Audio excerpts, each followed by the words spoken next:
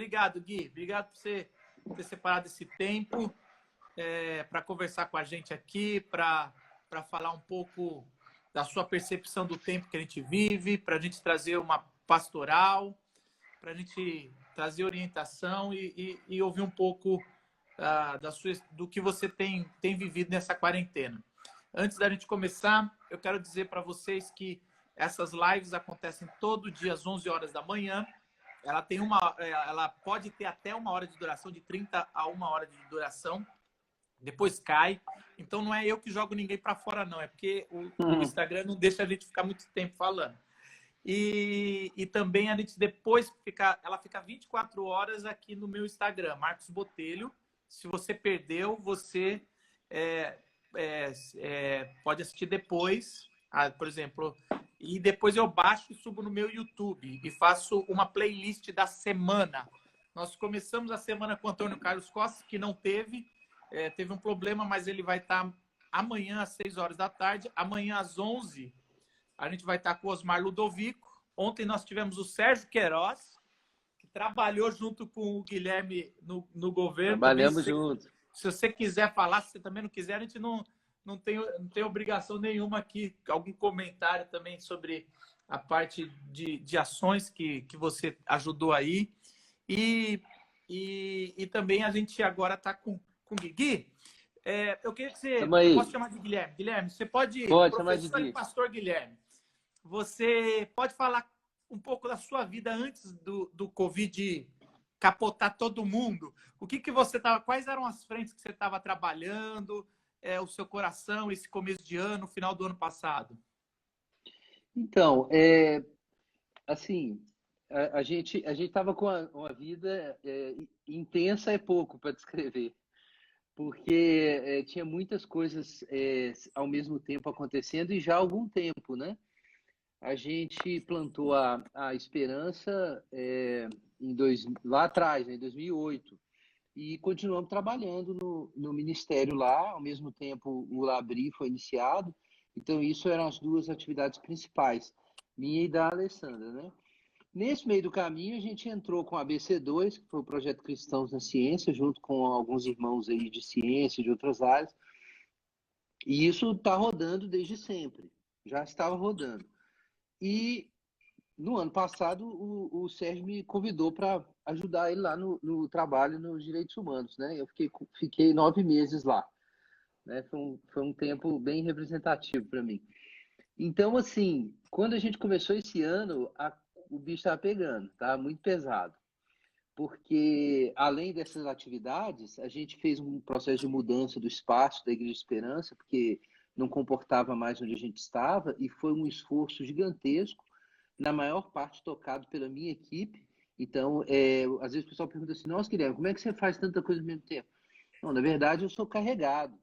Se não tivesse pessoas junto comigo, me ajudando e ouvindo minhas ideias e me dando descanso quando eu preciso, não tinha como fazer várias coisas ao mesmo tempo. Então, não é que eu estou fazendo todos ao mesmo tempo. Eu estou ajudando um monte de gente a fazer um monte de coisa ao mesmo tempo. Senão, não era possível acontecer isso. A gente ter tantas frentes assim. Mas eu já tinha decidido no começo do ano que a gente ia lançar uma série de políticas novas que a gente gastou alguns meses desenvolvendo lá no Ministério, e eu não tinha plano de ficar muito mais tempo, não. Minha ideia era ficar até talvez no fim desse ano, porque aí a gente teria tempo para testar umas tecnologias sociais e deixá-las rodando. Tinha gente muito boa lá, e eu poderia voltar aos meus focos, né, que giram em torno muito do Labri, desse esforço de fazer uma análise cultural de longo prazo para ajudar a igreja a entender o Brasil e o que a gente faz, né, com as demandas nossas. Mas aí veio a pandemia, né? Então a gente planeja uma coisa, mas Deus tem outros planos, muitas vezes, e ele não conta, não. Às vezes ele conta, às vezes ele não conta, às vezes ele conta mais ou menos, né? A gente estudou esses dias a história do José lá na igreja, foi a exposição de Gênesis, né? A gente está com ela desde o final do ano passado. E Deus não conta tudo. Ele te dá mais ou menos um quadro e deixa, inclusive, ser interpretado do seu jeito ali, mas depois você vai saber como é, né? Então, assim, eu estou tranquilo nisso, mas a vida estava super intensa com esses vários projetos simultâneos, né?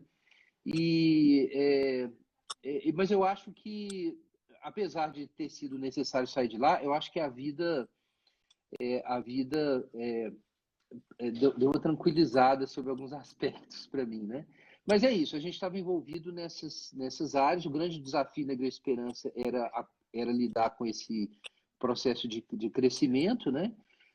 No Labri, a gente está construindo uma capela aqui e estávamos com um projeto paralisado do EAD e a gente acredita que agora vai dar para retomar, até por causa de uma disponibilidade maior. No Cristãos na Ciência, a gente também lançou um projeto que eu acho que agora vai rodar com mais facilidade, que é o de ciência para o ministério, né? Ciência para igrejas, para líderes, para pastores, numa cooperação com o CTPI. E tivemos esse suporte aí do Ricardo Agreste para a gente, e da equipe dele, para a gente desenvolver um projeto assim, para aproximar os temas de ciência e tecnologia das igrejas, dos líderes. E esse é um dos focos esse ano na ABC2. Bom, então isso é o que a gente estava fazendo antes da pandemia, né? Quando chegou a pandemia, algumas coisas desorganizaram, por exemplo, os seminários com a CTPI agora tem que ser online, né? Todo mundo está na internet, mais do que antes. E também mudou o jeito da igreja funcionar, algumas coisas do Labri, obviamente, porque o Labri é baseado em hospitalidade, e a gente não pode receber o pessoal aqui até passar a pandemia. Então, é muita coisa para pensar e reorganizar, realmente. Mas a gente não parou de fazer nada, exceto o que eu fazia no governo, né? Que aí eu deixei em março. Que legal. Deixa eu... quando você começou a ouvir falar da pandemia, do Covid-19, como é que foi? Você estava cético, como quase todo mundo? Eu acho que dessa pergunta só um falou, não, já estava estudando, não tem sempre os nerds, mas você estava cético, você achava, não, vai parar um pouco. E quais foram as medidas que você teve que tomar radicalmente, ministerialmente, na ABC2, na igreja local, na tua vida, que realmente você viu, opa, parou, e qual foi o gatilho que você falou? Isso aqui é muito sério. Então, na verdade, esses temas que toquem a questão da ciência me interessam muito, não porque eu seja cientista, não é isso, mas é que o lugar da ciência na cultura não é um problema do cientista, é um problema de todo mundo. O cientista faz a ciência. O que a sociedade vai fazer com a ciência, a sociedade resolve. Às vezes o pessoal questiona isso, né? Por que o Guilherme fica falando de ciência e não é cientista? Eu estou tentando dar o exemplo do que todo mundo devia fazer. Todo mundo devia ser responsável pelo lugar da ciência na sociedade, assim como a gente é responsável por outras coisas. Porque tem múltiplos desdobramentos, como a gente está vendo agora. Então, assim, há muito tempo isso é um tema de preocupação para a gente, né? O lugar da ciência na cultura e para a igreja. Mas aí o fato é que eu estava de olho nisso porque enfim, isso é meio que moeda comum, né? É difícil confiar em tudo que a China diz. E a dificuldade que a gente teve agora é que quem reagiria mais rapidamente, que seria os Estados Unidos, numa situação dessa, por razões políticas, lá por causa do Trump e do trumpismo, ele demorou muito para avaliar adequadamente a situação, ou de repente eles tinham informações e por razões políticas não leram, com certeza tem mais informações que a gente. Mas o fato do governo americano ter mudado de posição mostra que eles não tinham, assim, pelo menos o núcleo de decisão política não tinha tanta certeza assim sobre o que pensar a respeito do que estava acontecendo na China. Mas eu já vinha bem preocupado com isso. Ele e o Boris Johnson, né? E o Boris Johnson também. Então, são dois líderes de muita importância e que estavam resistentes, né? E não está totalmente claro para mim ainda o porquê de tanta resistência. Não está totalmente claro. Tem gente que acha que pode ser algo de um espírito anticientífico, mas eu acho que não seria o caso do Boris, não. Mas, enfim, eu sei que eu estava preocupado com esse assunto e a gente tinha uma série de políticas, inclusive, para lançar esse ano, que foram adiadas, né, no Ministério, para escolas. E eu lembro que eu olhei aquilo e falei assim, quando foi no começo de março, eu falei assim, cara, nós não vamos rodar esse projeto agora, não adianta. Eu comecei a cantar a pedra lá dentro e a turma não acreditou muito inicialmente, não, sabe? Quando eu comecei a dizer que a gente tinha que cancelar os projetos, porque não ia rodar, não ia ser possível rodar. A gente não tinha ideia ainda da extensão dessa pandemia, não tem informação. Até hoje a gente não sabe quanto tempo de quarentena a gente vai ter que manter, continuamos não sabendo. Mas o que acontece? Assim que saiu o estudo do Imperial, a informação chegou para mim por causa de amigos, por causa do meu irmão também, que é cientista, e a gente troca ideia sempre. E ele estava de olho nisso, porque ele sempre se interessou por temas aí apesar de não ser a área dele, ele é herpetologista e trabalhou com carnívoros no ICMBio, mas ele sempre teve interesse por esse tema, tanto que ele sempre me mandou ler um livro que eu já vou indicar, né? E eu sempre adiei, mas aí eu resolvi ler, né? Armas, Germes e Aço, né? É um clássico aí a respeito de o impacto, entre outras coisas, de doenças na civilização moderna, né? Então, assim, essa já era a minha primeira indicação não teológica, né?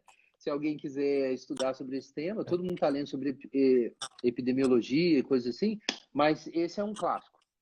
E você sabe que quando acabar a nossa live aqui, eu ponho tudo nos stories, é só arrastar para cima. Ah, tá bom. Bom demais. Então, assim, sim, completo. Então, isso já era um assunto, né, de papos anteriores.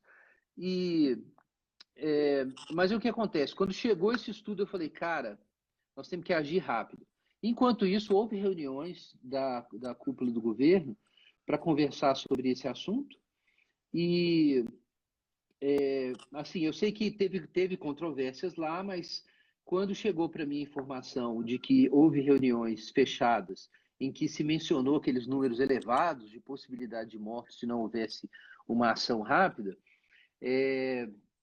essa informação chegou junto para mim. Chegou isso que teve essa discussão lá no governo e também mais acima de mim, né? Eu era o quê? Terceiro escalão, né? Que fala. Então, e ao mesmo tempo chegou o estudo para mim. Então eu já falei, ó, gente, pode fechar tudo aí. E eu fiquei de olho na resposta, né? Para ver que resposta ia ser dada no governo.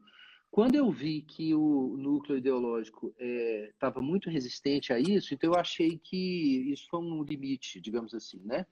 Se não tivesse acontecido a Covid-19, talvez eu ficasse bem mais tempo cooperando com o governo. Mas como veio isso, eu falei, cara, não dá, isso aqui não dá, e eu tenho outras demandas. Ao mesmo tempo que isso aconteceu, eu tinha a igreja aqui, e falei, a igreja vai precisar da minha presença, as pessoas não acreditam que a coisa é grave, então eu já estava pedindo demissão antes da famosa live do Átila, né? Aquelas informações todas que ele deu, eu já tinha. E eu já estava dando linha e correndo para ver o que fazer aqui em casa, porque eu ia ter que organizar a nossa quarentena, pelo menos por um mês, né? Da igreja. Aliás, eu vi o seu, como é que diria isso? O seu set, né, de filmagem, achei espetacular. Poucos se prepararam. Eu já sou, é ruim falar isso, mas eu já sou youtuber desde de 2009. Então aqui eu tenho minhas luzes, eu tenho microfone profissional, câmera, tudo. E aí, para mim, entrei aqui, eu continuo eu não vou na igreja. O pessoal faz transmissão da igreja. Você tá doido, eu vou fazer daqui de casa, me preparei. E eu vi você. Eu não sabia, Guilherme, que tinha a ver com a pandemia a sua saída. É interessante. Você escreveu um texto, confesso que eu li em partes o texto. Tá. Eu fiquei assim, mas assim, que interessante você falar aqui que foi praticamente porque você tem um pensamento sobre ciência, né, a importância, e se despreza isso, você paga consequências muito maiores. Exatamente. E aí eu quero já emendar numa outra pergunta, que é por que e você estuda isso, por que você acha que a gente está vivendo em tempos de tão menosprezo pela ciência, pelos cientistas, pelos fatos? A gente vê dos dois campos políticos, da direita, você vê pessoas, toda hora tem uma suspeita de sei lá, alguma, como é que fala isso? Teoria da conspiração, sobre, sei lá, desde coisas muito ridículas, que é terra plana, até coisas que é fatos, que aí começa a politizar, estão vindo o vírus, Mas no campo da esquerda também, você olha, a biologia estava sendo desprezada pela ciência comportamental, sendo que você não pode pôr uma coisa em cima da outra. Por que você acha que a gente entrou numa era de ignorância científica, e principalmente pelos da fé? Tá. Cara, essa é uma boa pergunta. Não é fácil, a gente está quebrando a cabeça ainda para entender. Eu tenho alguns palpites, tá? Eu acho o seguinte: primeiro, o que é curioso é que a literacia científica não é claramente inferior ao que era antes. Não é que as pessoas sabem menos sobre ciência e tecnologia do que sabiam no passado. O que existe é menos confiança e menos autoridade. Isso que é interessante. É que existe uma crise que vai além da questão do conhecimento científico. É uma crise de autoridade na sociedade. E isso é muito preocupante. Eu escrevi alguns artigos lá na Gazeta sobre isso e tem sido matéria de reflexão há algum tempo. O que muita gente não sabe sobre a tradição neocalvinista é que ela é, em parte, uma teoria das estruturas, da ordem social. É uma teoria da ordem social. E ela envolve a ideia, e é uma tese que eu acho muito interessante, de que existe uma base criacional e divina para as estruturas de autoridade. Isso não significa que as autoridades tenham, tudo que elas falam seja válido, de forma alguma. Autoridades desobedecem, se rebelam contra Deus. Mas existe uma ordem divina. E a tradição, tanto católica como a tradição protestante, sempre trabalhou com essa ideia de ordem criacional, de lex creationis. Sempre houve esse elemento. E daí uma certa reverência, um respeito pelas manifestações do bem e de autoridades na sociedade, que às vezes é visto como sei lá, como um conservadorismo mal intencionado, né? Como se o objetivo fosse impedir a evolução e a mudança e o progresso social e o avanço civilizatório e tal. Mas agora a gente tem um exemplo muito interessante de como a denúncia e as teorias de conspiração e a suspeita de tudo e de todos levam a uma situação em que você precisa dizer para as pessoas: olha, confiem no que os técnicos, a ciência está dizendo, se ela tá... Eu sei que ela não está com a voz totalmente homogênea, mas não importa. Vamos ouvir o que a ciência está dizendo. E a resposta do pessoal é o quê? Ah, não, são só teorias, tem interesses por trás, não pode confiar. Não existe E essa também distinção. eles falam que é a ditadura do tecnicismo, né? Sei lá. Isso. Então, não é que isso não tem, essa crítica tem seu valor. Todas as autoridades têm que ser relativizadas porque umas dependem das outras. Só que usar isso num momento desse, de uma forma dismissive, eu não sei como traduzir isso, mas assim, isso não é usado por alguém que falou assim: nossa, vamos levar a sério a informação científica, mas a gente não é escravo dela. Não, não é isso. É um negócio assim: eu nem quero saber. Já vem você com a idolatria científica. Tipo assim, a pessoa nunca se interessou por ciência, está preocupada com idolatria científica. Mas vem cá, isso não faz sentido. A gente tem que reconhecer os bens criados. Então, você reconhecer uma autoridade não é automaticamente idolatria. A idolatria acontece quando, por causa dessa autoridade, você rejeita as outras na sociedade, entendeu? Então, o que é curioso agora é que a própria universidade, eu queria tirar a carga toda da igreja aqui. A própria universidade, por um lado, desautorizou muito tempo a religião, no âmbito da religião, e, por outro lado, a partir das ciências humanas, principalmente, da sociologia do conhecimento e de teorias narrativistas, pós-modernas do conhecimento, desautorizou a própria ciência. Então, assim, depois de anos inseminando o relativismo na sociedade e questionando os grandes discursos e tal, agora a academia está preocupada porque ninguém leva a sério. Mas, em parte, quem cavou isso foi a própria academia. Não estou dizendo que foi todo mundo, todas as instituições, tudo isso, obviamente não. A maioria dos acadêmicos só quer trabalhar e trazer um conhecimento. Mas que há um discurso que foi alimentado de relativizar tudo e que veio da academia e foi promovido pela imprensa, há. E, de repente, está todo mundo arrancando os cabelos agora com a pós-verdade, com teorias de conspiração. Mas há muito tempo os cristãos vêm falando: olha, você não pode brincar com o sistema da verdade, é coisa séria. Mesmo errando, muitas vezes, isso está na tradição cristã. Eu estou com uma citação aqui, não está aqui comigo, na mão, do Chesterton, que eu gosto de fazer. No finalzinho do estudo dele sobre Tomás de Aquino, ele diz o seguinte: que o homem foi feito para a realidade. E aquilo que Deus ajuntou, o homem não deve separar. Ninguém deve separar. Então, eu acho que é uma crise de autoridade geral que tem uma participação de igreja, tem uma participação de academia, tem uma participação de movimentos políticos. E, então, assim, eu acho que as igrejas têm culpa, mas eu não colocaria a culpa toda nelas. Mas eu acho que os cristãos que estão questionando todas as autoridades aí estão com cabeça de revolucionário. Não faz sentido isso. A cabeça de revolucionário é essa. Tudo é conspiração e eu não acredito em ninguém e não existem universais, não existe base comum para a gente conversar. O que existe é o meu movimento só. Gente, isso não é cabeça católica, universalista, cristã. Universalista não no sentido soteriológico, mas cosmológico. Isso não é a mente católica, isso não é a mente cristã, isso é a mente revolucionária. E não faz sentido defender essas posturas. Enfim, eu acho que deu para perceber que isso deixou até um pouco irritado. Não, mas por exemplo, eu lembro uma vez que eu, de bobeira, quando eu dava aula no Servo de Cristo, eu fui assistir uma aula sua e você estava falando sobre a idolatria como um dos pecados principais do Antigo Testamento. Eu não lembro qual era a matéria, tudo, mas eu estava lá e foi interessante. E me parece, ver se é mais ou menos isso, que hoje a gente está numa idolatria diversa. Sempre o ser humano é idólatra por queda, não por criação, mas por queda. Mas hoje a gente viu uma idolatria que não existe abertura para o diálogo. Então, assim, se eu ferir fulano, aí é porque eu sou totalmente... E a pessoa está... Uma das coisas da idolatria é cegar para o conhecimento, para a vida.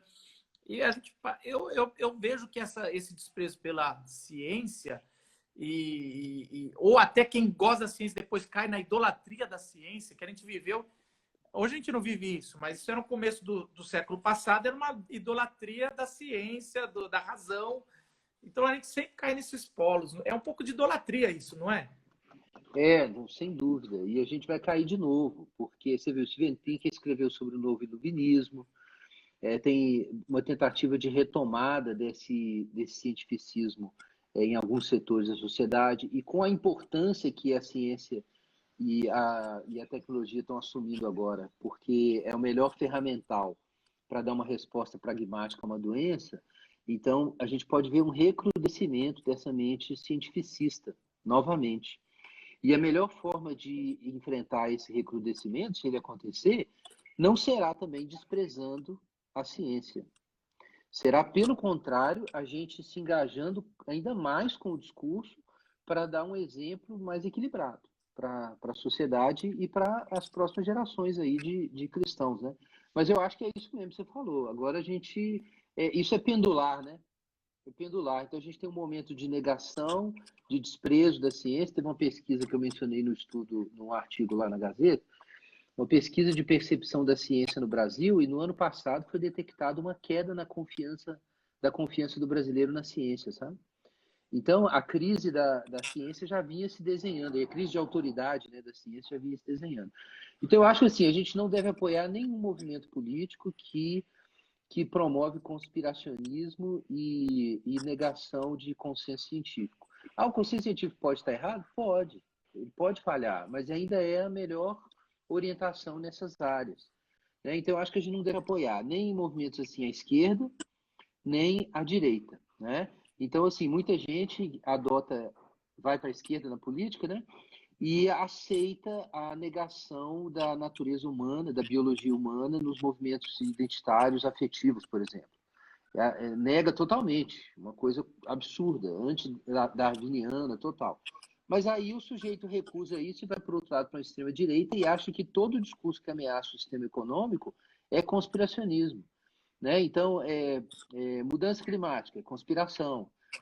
Pandemia, conspiração. Por que conspiração? Porque ameaça o projeto político. Cara, o que é isso? Tipo assim, então eu vejo insanidades de todos os lados. Então, já que você está vendo insanidade, deixa eu fazer uma pergunta um pouco provocativa aqui. Daí, se você não quiser responder, a gente pula, depois eu edito. Não, manda aí. Mas assim, Essa semana a gente tem a voz do Sérgio Queiroz, que é um pouco mais... Está lá no governo, tem feito. Foi muito bom conversar com ele. Quem perdeu a live de ontem vai estar no YouTube. Eu já estou subindo no YouTube. E a gente vai ter amanhã o Antônio Carlos Costa, que é um crítico do atual governo. E você é um cara que talvez estaria aí. Você trabalhou com ele, saiu, tem os seus motivos. Eu queria que você falasse uma coisa que o atual governo está acertando perante a epidemia, não estou abrindo geral, ou perante o momento de hoje, e talvez uma coisa que você fala assim, eu não acho que está acertando nisso. Não precisa dar nomes, é uma coisa mais assim... ou você acha que essa pergunta não é muito válida? Não, eu posso falar. Antes eu não falaria, e tem gente que... Muita gente cobrou, né? Por que o Guilherme não fala nada com as coisas erradas? Não. Eu adorei esse seu texto. Eu adorei esse seu texto, porque fizeram... Eu acho assim... É complicado. Eu não vou... Mas eu adorei esse seu texto falando... É óbvio que quando você está trabalhando com alguém, você não pode ficar de forma acrítica fazendo comentários contra numa rede social. Eu posso, eu não tenho nada, mas o dia que eu estiver trabalhando para ajudar um governo, eu não vou poder ficar postando as coisas erradas. E existe um limite. Ontem eu perguntei para o Sérgio o limite entre trabalhar com o governo e a ética protestante, no sentido de o papel profético do pastor. Ele falou que na área dele não foi ferida, no que ele está fazendo, que é a área de garantia. Você sentiu uma hora que foi ferida e saiu, tranquilo. Não, é isso mesmo. Acho que o pessoal precisa ter um pouco mais de maturidade nessa parte, sabe?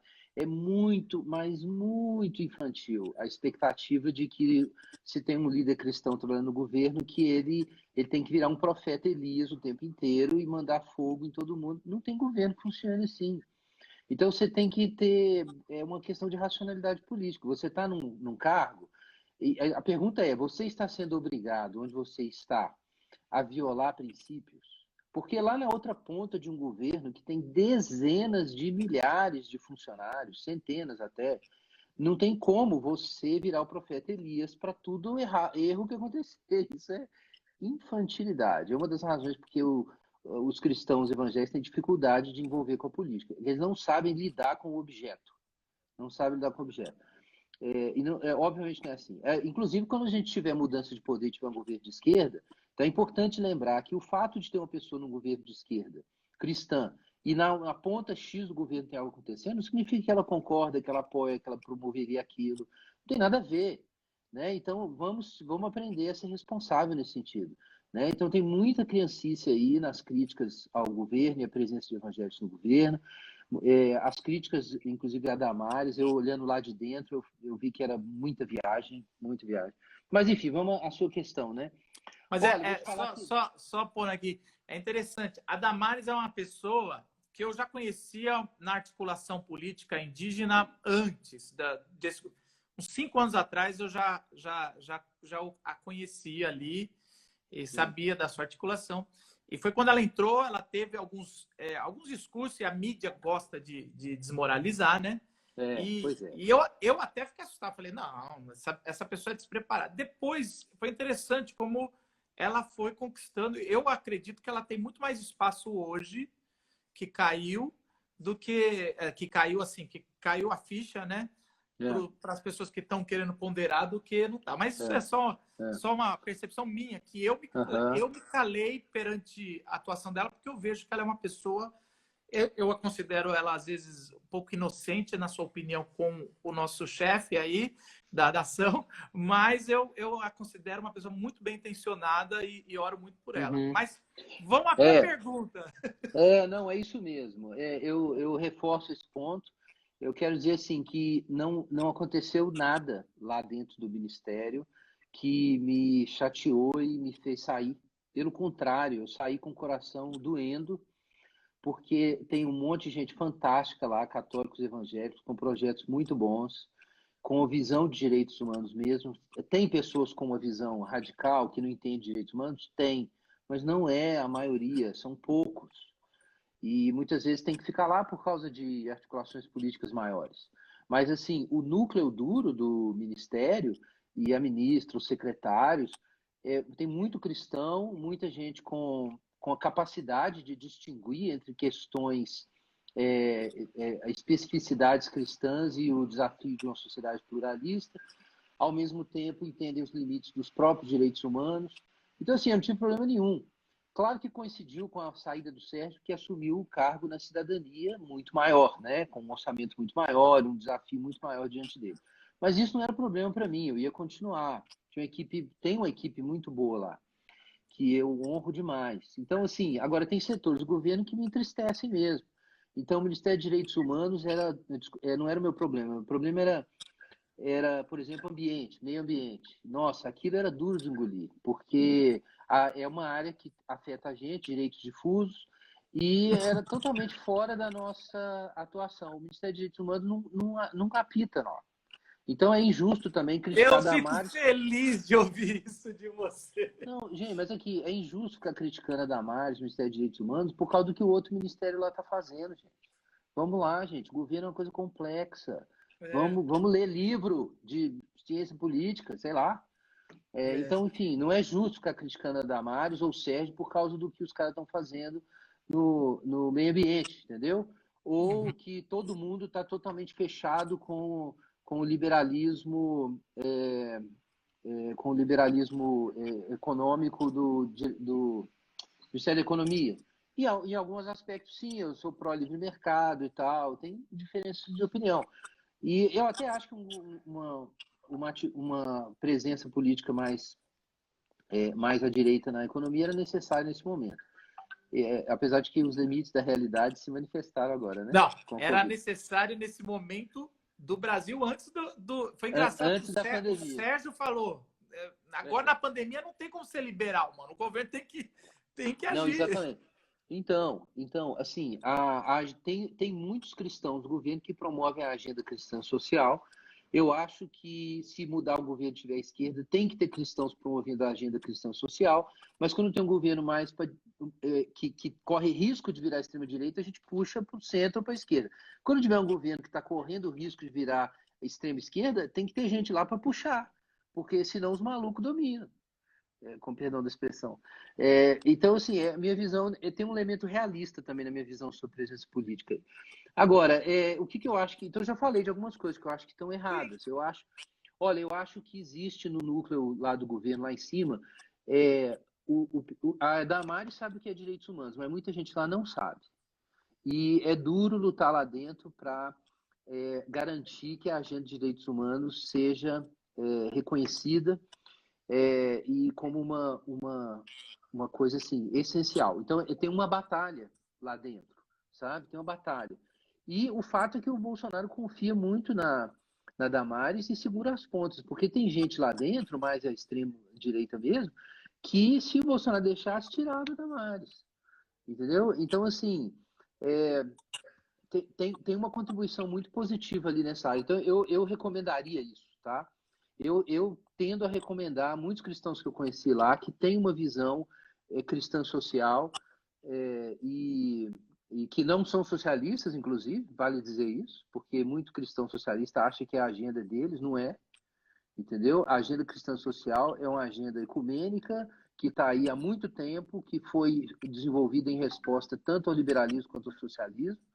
E teve conversa com o socialismo? Teve, mas teve conversa com o liberalismo e com outros movimentos. Então, eu vejo esses pontos aí, tá? Eu acho que meio ambiente está péssimo, direitos humanos precisava ter mais força dentro do governo, tinha que ter mais força, na minha opinião. E eu acho que, obviamente, eu não podia deixar de dizer educação, né? Para mim, o MEC hoje é uma tragédia absoluta. Ai, meu Deus do sabe? céu. O cara fica mitando no Twitter, meu Deus então, do aqui, céu. Ó, eu vou falar, todos os dias eu tinha que engolir seco para pegar meu voo para Brasília, toda semana. Tinha que engolir seco. Mas eu vou dizer para vocês, eu tenho muito respeito pelos irmãos que estão lá dentro batalhando para salgar esse governo, como sempre será necessário fazer isso. Então, não vou ficar falando mal de ninguém, não saí porque eu briguei com ninguém, não briguei com ninguém, eu amo o Ministério dos Direitos Humanos e a turma que está lá, a Ângela Gandra, a Damares, agora na cidadania lá o Sérgio, o Maurício e muitos outros. E eu tô orando E, para eles fazerem um bom e trabalho. todos eles, eu acho que todos eles vão passar alguma hora pela nossa live aqui, porque são pessoas que a gente está orando ali e aguentam bem. Uma coisa que Só não complica a vida deles ali. Ah, é. Não, não. Ontem no Sérgio eu fiquei quietinho.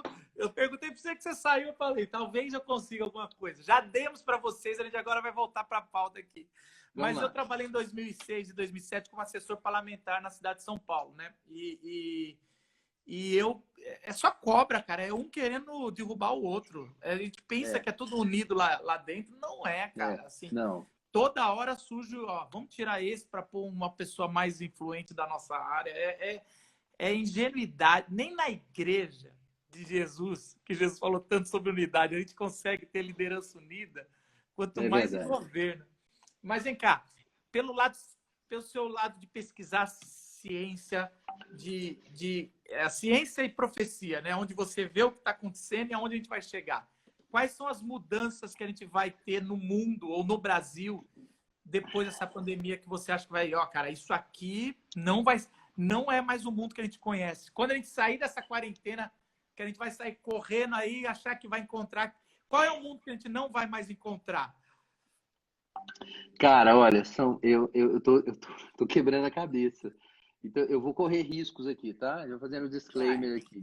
é isso. Eu não tô profetizando, não. Eu tenho palpites, eu posso errar vários. Mas uma coisa que eu acho que vai acontecer, em termos assim, macro, é que eu acho que a tese neossoberanista vai ganhar mais força.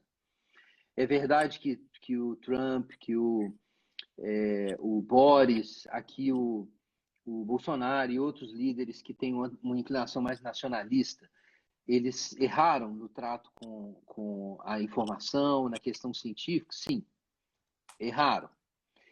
Tanto que o Trump, assim, claramente mudou de discurso, o Boris mudou de discurso, só que o Bolsonaro não mudou. Mas tem razões locais também, que o Sérgio talvez tenha mencionado, né? A gente tem muito menos gordura econômica para gastar. Né? Acho a maior graça lá os noticiários brasileiros falando, olha que bom exemplo da Inglaterra, o tanto de grana que eles estão liberando para socorrer trabalhadores e tal. Isso é piada, né? Não tem esse dinheiro no Brasil. Simplesmente não tem. Então, a questão do Bolsonaro não é descabida, não, da crise econômica levar a uma crise humanitária por causa da falta de dinheiro e alimento e tudo mais. Ela não é descabida. O que não justifica a postura dele com respeito à ameaça da doença. Né? Então, se ele pensa corretamente, que eu penso que não, mas se ele pensa corretamente sobre as coisas, ele se comunica muito mal, né, sobre isso.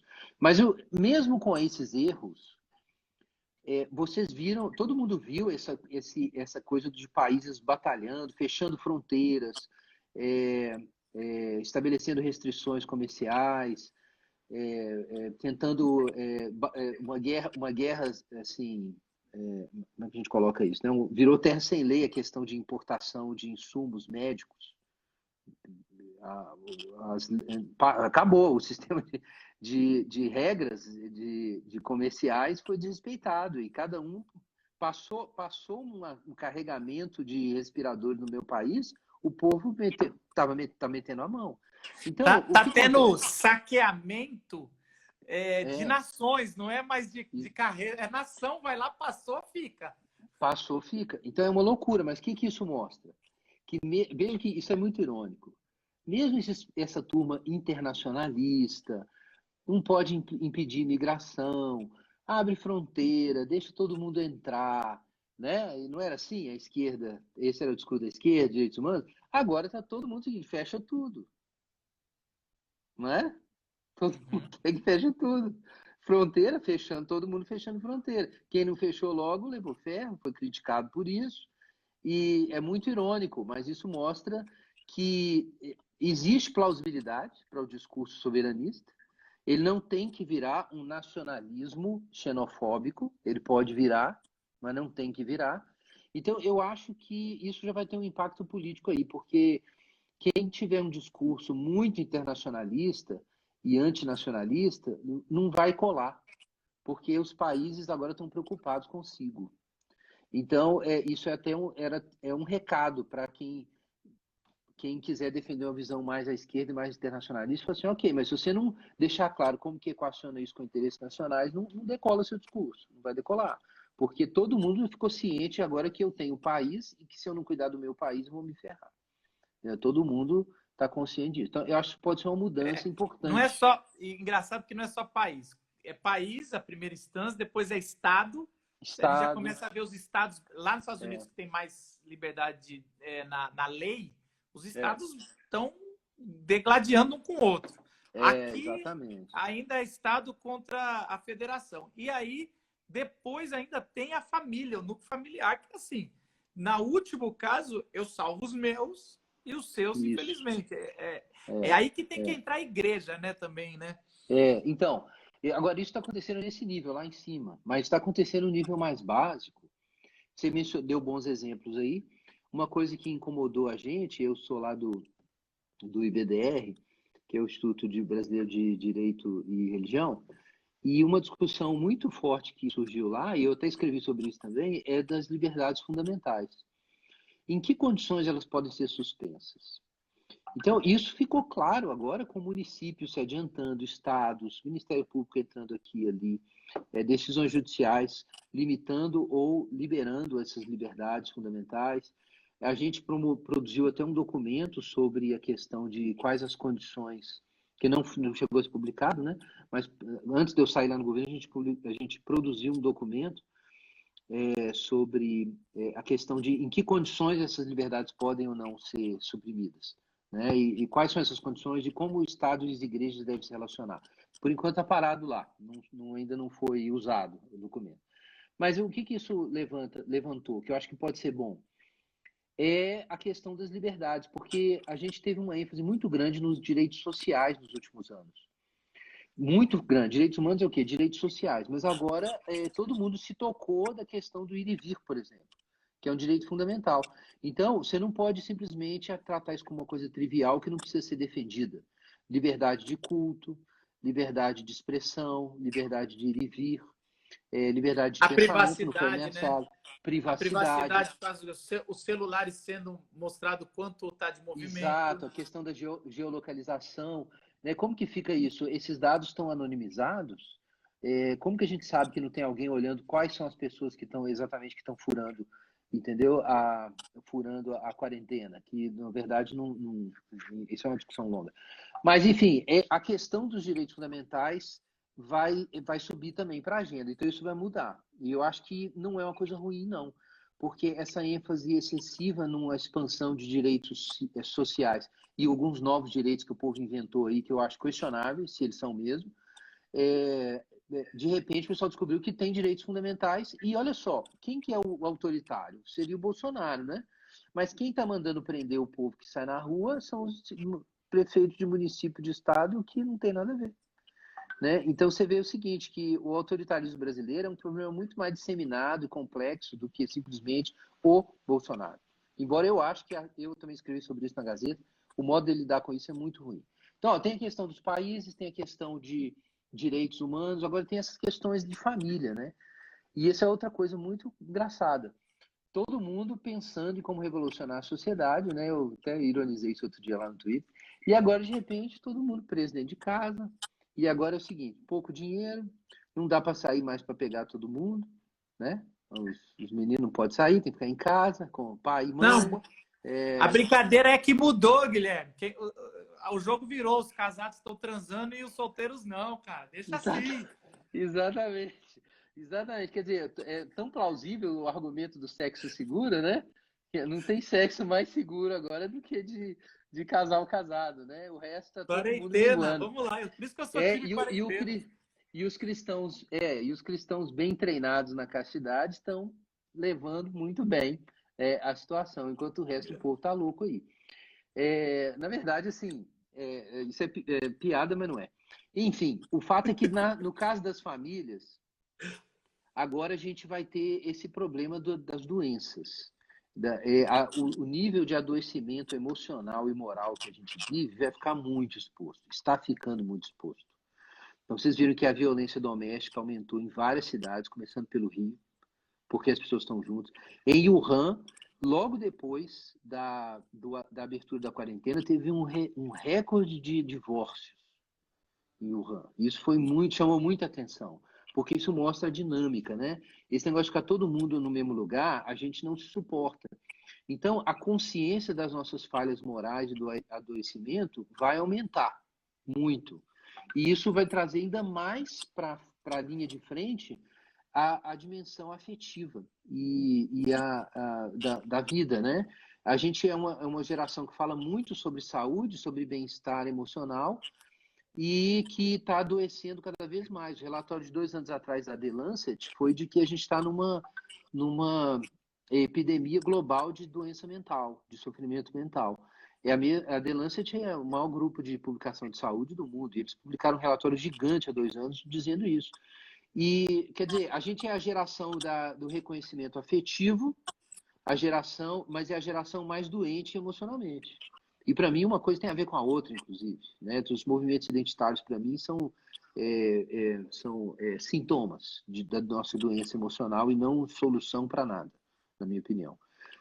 Que é pública, né? Que eu sempre escrevo e dou palestra sobre isso. Então, eu acho que essa é uma outra área que não é que vai mudar, eu acho que vai agravar ainda mais a demanda por inteligência emocional e como relaciona fé com saúde mental, sabe? Então, aí até uma área do ABC2 que eu joguei essa bola outro dia. Eu falei assim, gente, a gente precisa retomar uma discussão que todo mundo ficou cansado e largou ela, que é a discussão sobre psicologia, ciência comportamental e santificação. É uma área de fé e ciência também. É uma área de fé e ciência. Igualzinho questão de gênese e criação, é questão seguinte: santificação e saúde mental. Que ligação que tem isso? E de ciência comportamental, particularmente, que é uma área da psicologia moderna que não é muito aproveitada no Brasil. Né? A psicologia aqui é muito influenciada por psicanálise, fenomenologia e outras coisas, e não conversa muito com a ciência psicológica mais recente nessa área, né? De psicologia moral, psicologia comportamental, economia comportamental. Enfim, assim, então, digamos assim, eu falei de um lado macro, né, dos países, de um lado da organização política interna nossa, que é essa confusão de direitos civis, na nossa questão dos limites entre as pessoas, aí eu recomendo um outro livro, quer dizer, não é, eu não sei se vocês conhecem, o Claude Tolson, Limites. Eu recomendo esse livro aqui. Eu não estou ganhando nada para recomendar, não, tá? Mas aqui tinha que indicar livros. Vocês estão conseguindo enxergar? É que inverte, mas eu vou anotando aqui. Ah, ele inverte, é verdade. Eu estou vendo aqui. Enfim, Limites, quando dizer sim, quando dizer não. Acho que é da editora Vida ainda.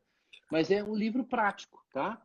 Então, é um livro muito prático sobre como você aprende a estabelecer os limites para se relacionar com outras pessoas. Isso não é um livro sobre como você lida com seus sofrimentos internos.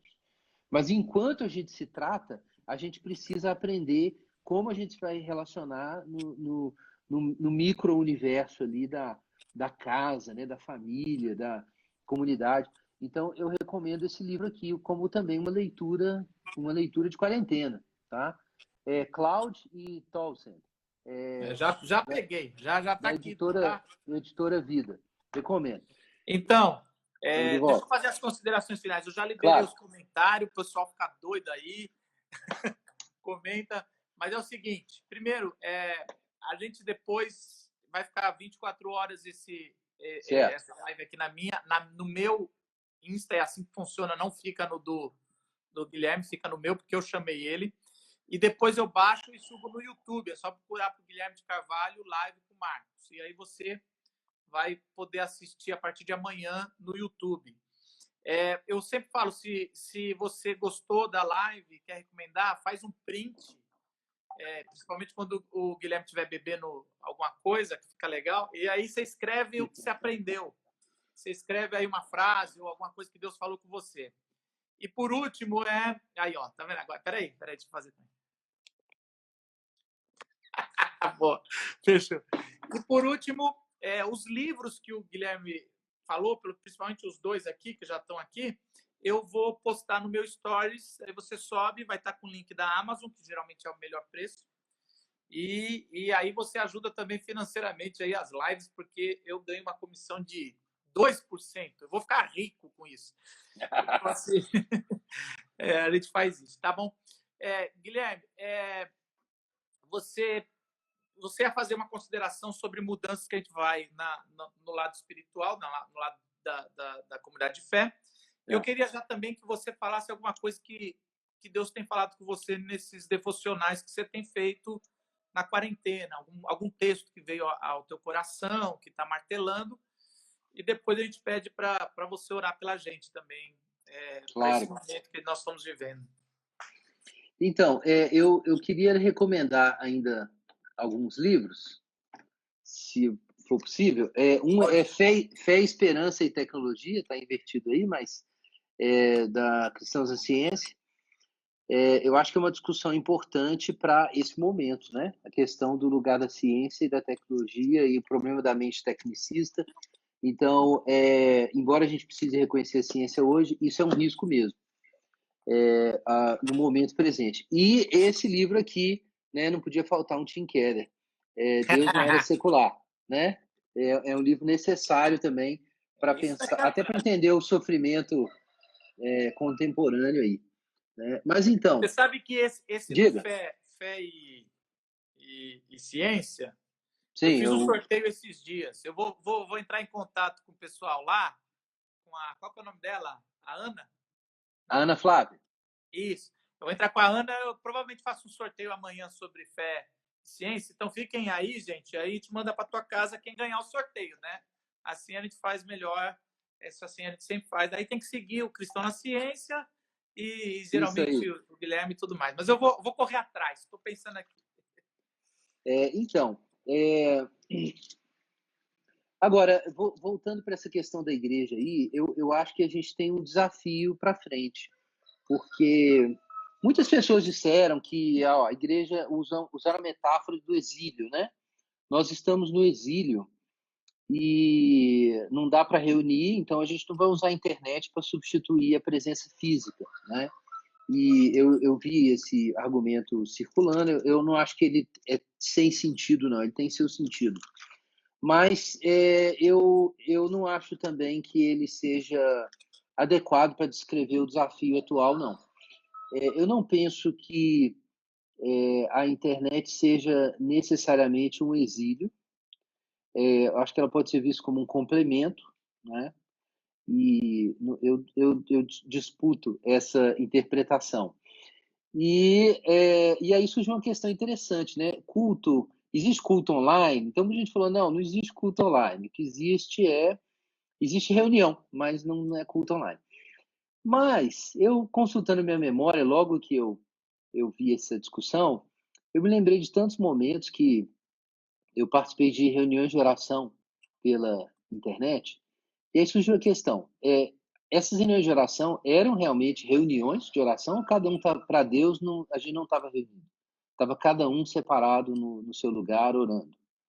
Se para Deus a gente não estava reunido, porque não existe reunião espiritual online, então era a mesma coisa de cada um orar separado. Então, para que fazer reunião de oração online?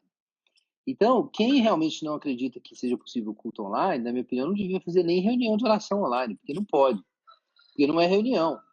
Agora, se existe reunião de oração online, existe reunião online. E se existe reunião online, por que nós não podemos nos reunir online? Se existe de fato reunião online, isso é uma questão de fenomenologia da experiência da internet, né? Ela não é só virtual, então por que a gente não pode cantar uma música para Deus e ler um texto da Escritura juntos? E por que se a gente pode fazer isso, a gente não pode chamar isso de culto? Eu realmente não entendo o raciocínio de que isso não seria culto. Para mim, é claro que é. E eu acho que, de um jeito ou de outro, teve pessoas que adiaram isso, falaram, não, nós estamos no exílio. Só que aí o exílio vai bater 1 mês, 2 meses, 3 meses, daí a pouco está todo mundo orando pela internet. Eu acho que é isso que vai acontecer. Então, eu acho que isso tem uma questão para as igrejas aí, que é o seguinte, talvez seja um momento de pensar já nesse hibridismo de modo mais sistemático, sabe? A questão de como os encontros físicos, né, e os encontros online, como que eles vão se complementar e se relacionar.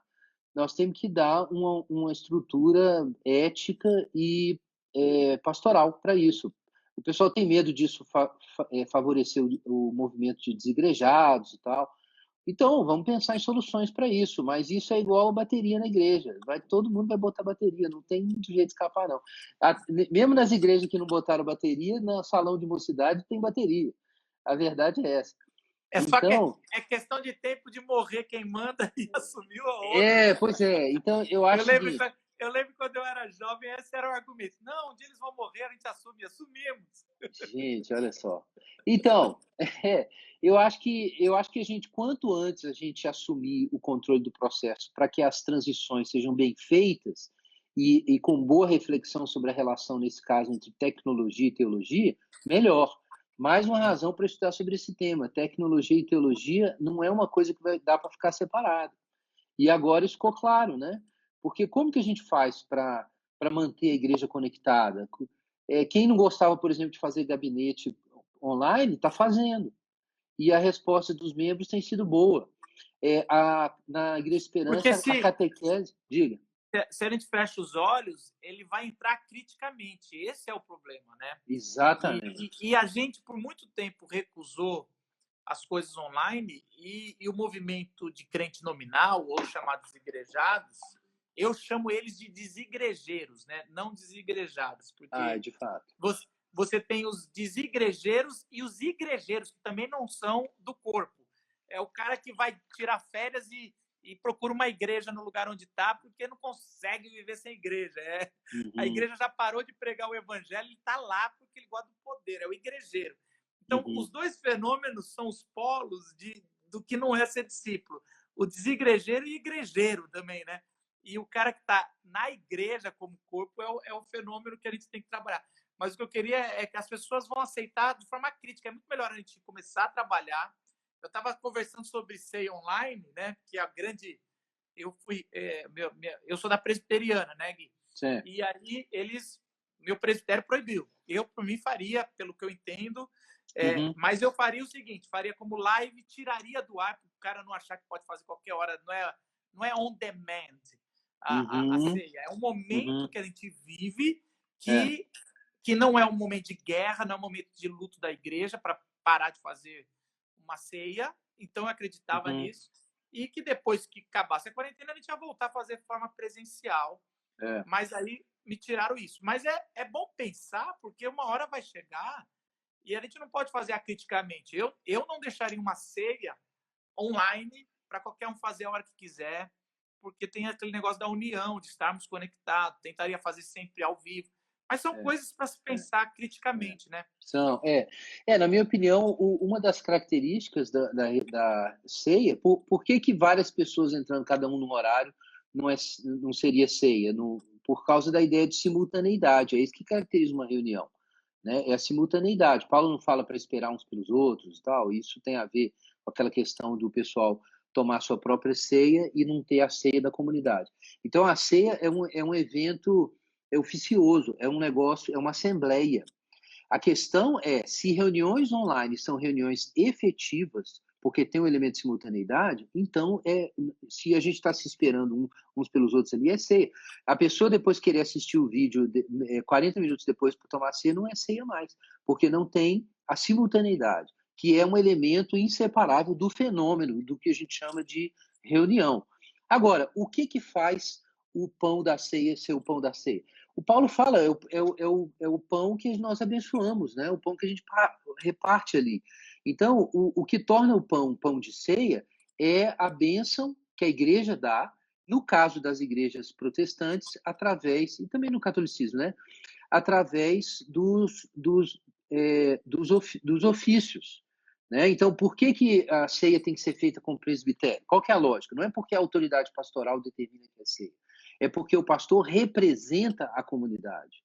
O bispo representa a comunidade. E aí, então, quando ele age como representante da comunidade, naquele momento, então, a comunidade está reunida oficialmente para realizar os seus atos litúrgicos. Então, isso é o poder das chaves, né? O poder das chaves, ele tem uma forma de ser usado. Tem coisas que a Assembleia toda decide, tem coisas que a Assembleia delega, mas no fim é o poder das chaves. Então, se a igreja decidiu, vamos tomar a ceia e ela vai ser online, então é ceia. se tem simultaneidade, e a igreja, através do oficiante, abençoou os elementos, porque é a bênção dos elementos que torna os elementos sacramentais. Senão é só pão e vinho. E foi um momento muito de aprendizado, porque eu pude ensinar para a nossa igreja que a gente não caminha sozinho. A gente tem uma opinião, mas a opinião das outras foram mais conservadoras ou contrárias pelo momento, e a gente se absteve porque nós somos um corpo. Então, eu também ensinei isso. Exatamente. Eu não brinco de ser presbiteriano. Enquanto eu estou lá, um dia que tiver uma decisão lá em cima que eu acho que vai ferir a Bíblia, e já chegou a quase, mas aí a gente vai chegar, aí a gente rompe de vez, mas não, então, Marcos, mas rompe com a bênção. Então, mas esse ponto é crucial.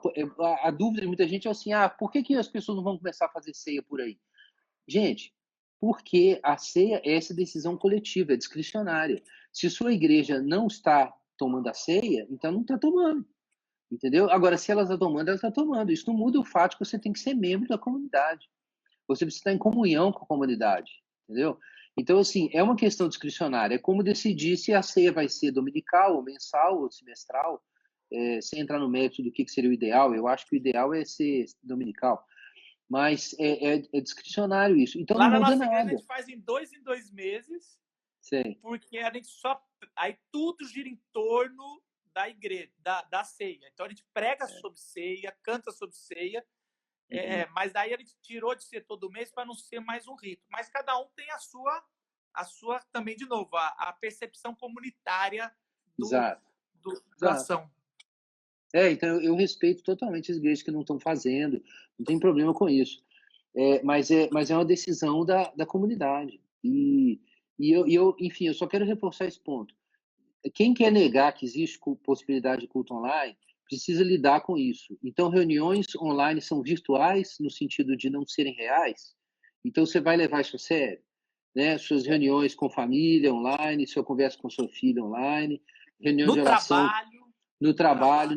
Nenhuma dessas reuniões é verdadeira. Nenhuma delas é verdadeira. Não, e assim, uma coisa que o Ed René falou, que eu fiquei pensando, ele fala, online não quer dizer que não é verdadeiro, não é presencial ou físico. Até presencial só não é físico. Exato. Porque você está presente agora aqui diante de mim e eu estou presente diante de você. Não existe isso. Só não está físico. Então, é algo que vai, assim, realmente, eu acho que vai estar vindo... Os caras estão construindo uma cerquinha e tá vindo um tsunami, achando que exatamente. Vai segurar, mano. Mas vai levar tudo. Vai levar tudo. Eu acho que... Então, o meu conselho a hibridização, nesse aspecto, ela tem que ser iniciada. Essa hibridização eclesiológica tem que ser iniciada logo, já que Deus mandou essa pandemia, empurrou todo mundo, vamos fazer isso da melhor forma possível e pensar teologicamente em termos práticos como fazer. Eu queria compartilhar um texto bíblico aqui, eu posso? Pode. Estamos aqui junto. Então, eu já passei meu horário de... Eu tenho uma oração. A gente é meio católico. Meio-dia a gente ora como igreja, mas isso aqui é uma oração. Tá bom, então nós vamos. Eu quero lembrar um texto assim, que em todos os sofrimentos que a gente já passou aqui em casa, e quando eu vejo com outros irmãos isso, eu volto no mesmo texto.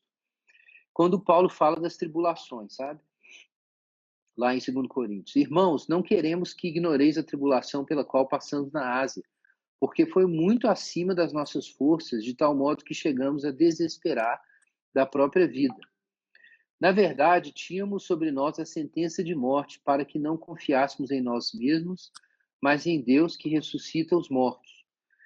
Ele nos livrou de tão horrível perigo de morte e continuará nos livrando, e é nele que nós esperamos. Então, primeiro, eu queria puxar isso. Paulo fala de uma tribulação que eles passaram. E foi uma tribulação que estourou os limites para lidar com ela. Ele fala isso que ele despirou da vida, né? Então, eu acho que isso acontece. E é uma interpretação errada quando a gente cita também Paulo, quando ele diz que Deus não manda tribulação que a gente não possa suportar, mas junto com ela manda o livramento. Mas o que significa não poder suportar? É no sentido da gente cair da presença de Deus, mas não no sentido de estourar nossos limites.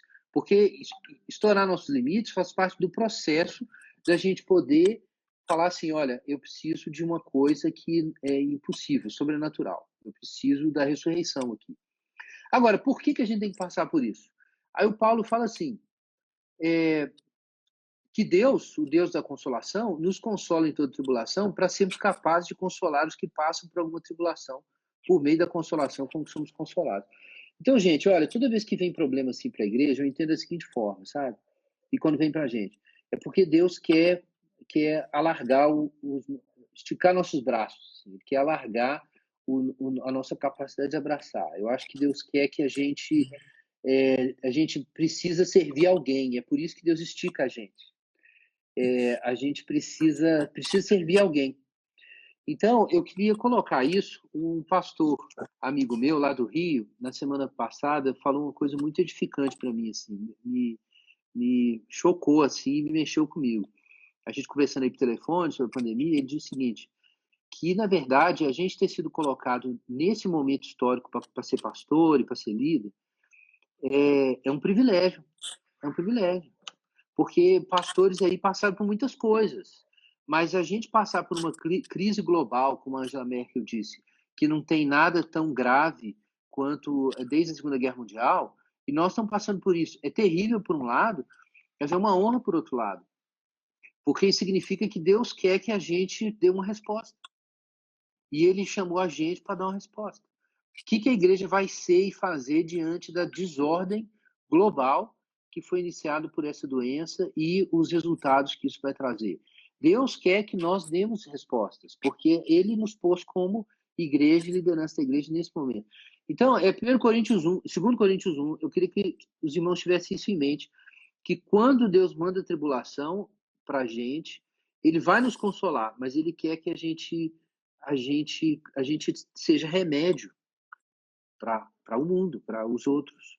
Então, vamos esperar em Deus o remédio, mas vamos ter isso em mente, que Deus está pensando em outras pessoas. E se Deus pôs a gente nesse sofrimento, nesse momento, Ele está pensando nessas pessoas. Então, acho que a gente tem que pensar nesse momento assim, não, a minha igreja, eu. Não, a questão é, o que Deus quer que a igreja seja para o mundo hoje, que a gente seja para o mundo hoje nos próximos anos. Mas é isso, é um pensamento que está comigo e eu estou compartilhando. Obrigado, Gui. Eu acho que é isso mesmo. A responsabilidade é grande e a gente pede a misericórdia de Deus. Quase todos os pastores que eu tenho conversado, Guilherme, estão falando que estão trabalhando muito, mas e é verdade. Eu mesmo. Primeiro que eles falaram sobre. A gente queria tanto home office, mas não com os filhos em casa, né? Eles precisavam ir para. Tá difícil. Outra coisa, um assunto que a gente nem conversou, mas que eu acho que vai mudar muito é homeschooling, né? A gente agora está começando a ver os pais. Eu, por exemplo, estou vendo o conteúdo que estão dando para o meu filho, porque agora é online, a gente tem que acompanhar. São coisas que vão mudar, né? Mas obrigado, Guilherme. Eu queria pedir para você orar pela gente. Vamos orar. E mais uma vez eu falo, gente, vai estar gravado aqui por 24 horas, depois vai estar no YouTube essa live, que é muito legal para vocês indicarem, principalmente para as pessoas que estão em dúvida na área científica. E depois vocês seguem o Guilherme, ele tem vários cursos e várias. Ele não falou aqui, mas aí eu falo. Ele tem vários cursos e coisas que valem a pena conversar e até a sua igreja se envolver com os cristãos na ciência, a BC2, porque a gente eles estão trabalhando como uma coisa não tira a outra, pensar cientificamente e pensar pela fé ou agir pela fé. Então são duas coisas que a gente precisa caminhar junto. Os seminários de ciência para as igrejas pode entrar em contato com o escritório para saber mais a respeito. E nós gravamos com o Bibo um podcast sobre o cristianismo e a autoridade da ciência. Então, se você quiser dar uma olhada lá no Bibo, tem essa discussão mais específica ali. E eu falei sobre tecnologia com o Bibo num dos programas que Cristãos nas Ciências tem no YouTube. Depois você procura Bibo e Marcos Botelho. Está lá um bate-papo muito legal que a gente fez. Você ora pela gente, querido? Vamos orar, vamos orar. Pai Santo, nós damos graças ao Senhor, porque o Senhor é que nos dá o privilégio de trabalhar como sacerdotes no teu templo, que é o mundo, e para ministrar com essa comunidade de servidores, de sacerdotes, que são as igrejas do Senhor. Eu peço que o Senhor dê graça para cada cristão, cada líder que participou desse período, está participando desse período, para enxergar essas coisas com os olhos do Senhor, ó Deus, com o socorro do Teu Espírito Santo. Nos dá graça para ver as dificuldades e tribulações como Paulo via, como coisas que vêm do Senhor, da mão do Senhor, que o Senhor não perdeu o controle em nenhum momento e que a gente tem essa graça do Senhor para esquecer de nós mesmos e pensar no mundo e pensar nos outros. Eu peço que o Senhor abra os olhos de cada líder em particular para entender o privilégio que é ser chamado para ministrar nessa era, nesse momento, diante desse desafio. Ó Deus, não pedimos que o Senhor não deixe a gente arrefecer, soltar o arado, olhar para trás. Nos mantém firmes no caminho, Senhor, em nome de Jesus. E nós pedimos que o Senhor dê sabedoria para os governantes desse país para não fazerem bobagem, Deus. Tem misericórdia. Pedimos que o Senhor tenha misericórdia e dê sabedoria para que as decisões que vão ser tomadas sejam decisões que protejam a população. Mas entregamos tudo na mão do Senhor para que, sabendo que a glória do Senhor é que está em primeiro lugar. Amém. Amém. Guilherme, enquanto a gente estava falando, já falei com a Ana, eu fixei aqui o Cristão na Ciência, o perfil, gente. Legal. Pega aquele livro lá que você falou sobre da ABC2 do Ciência, Fé e... Fé, Esperança e Tecnologia. Fé, Esperança e Tecnologia. A gente hoje à noite, Gui, vai fazer um sorteio no perfil Cristãos na Ciência desse livro, tá? Bom demais. Aí fica melhor ainda. Menos... se você não tem dinheiro para comprar, participa do sorteio, vai lá no perfil, hoje à noite vai ter o post oficial lá. Aí é aqueles negocinhos de ter que seguir não sei quem, marcar um amigo, e assim demais. Você tem a possibilidade de ter esse livro. E se você não quer contar com a sorte, compre o livro, porque vale mais a pena, que daí você tem certeza que chega com você, tá bom? Obrigado, Guilherme, Deus abençoe aí. Eu vi um galo aí, maravilhoso aí. Tem um galo aqui. Poder morar aí, que bom, que benção que você tem, viu? E a gente se vê aí nos posts, nos comentários e nas redes sociais, tá bom? Ou quando sair da quarentena, em algum encontro nosso. Deus abençoe, Vamos viu? Sim. Deus abençoe, mano. Bom dia. Tchau, tchau, gente. Tchau, gente.